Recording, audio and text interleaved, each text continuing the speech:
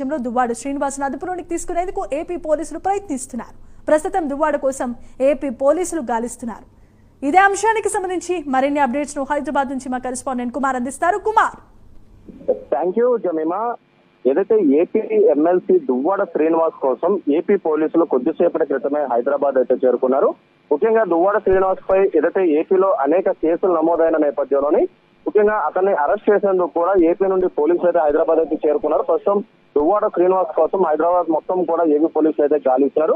ఇటీవల అసెంబ్లీ సమావేశాలు ప్రారంభ సమయంలోని దువ్వాడ శ్రీనివాస్ డిప్యూటీ సీఎం పై అనుచిత వ్యాఖ్యలు అయితే చేశారు.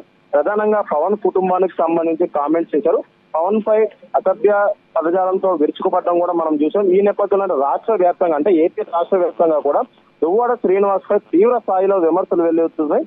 దువ్వాడ వ్యాఖ్యపై జనసేన నేతలు కూడా ఆగ్రహం వ్యక్తం చేస్తున్నారు. ఈ నేపథ్యంలోనే ఇటు భీమవరం రూరల్ పోలీస్ స్టేషన్ లో కూడా దువ్వాడపై జనసేన నాయకులు ఫిర్యాదు చేశారు. ముఖ్యంగా ఏదైతే ఒక ఫిర్యాదు కాపీ కూడా పోలీసులు అయితే స్వీకరించడం జరిగింది. అయితే ఈ కేసుకు సంబంధించి కూడా ప్రస్తుతం ఇంకా కేసు అయితే నమోదవుతుంది. అలాగే మరొక పక్క ఏపీ వ్యాప్తంగా కూడా దువ్వాడ శ్రీనివాస్ పై అనేక కేసులు నమోదైన నేపథ్యంలోనే అతను అరెస్ట్ చేసేందుకు కూడా ప్రస్తుతం ఏపీ పోలీసులు అయితే హైదరాబాద్ అయితే చేరుకున్నారు. ప్రస్తుతం దువ్వాడ శ్రీనివాస్ కోసం ఏపీ పోలీసులు అయితే గాలిస్తున్నారు. జమీన్ right, thanks for the updates Kumar.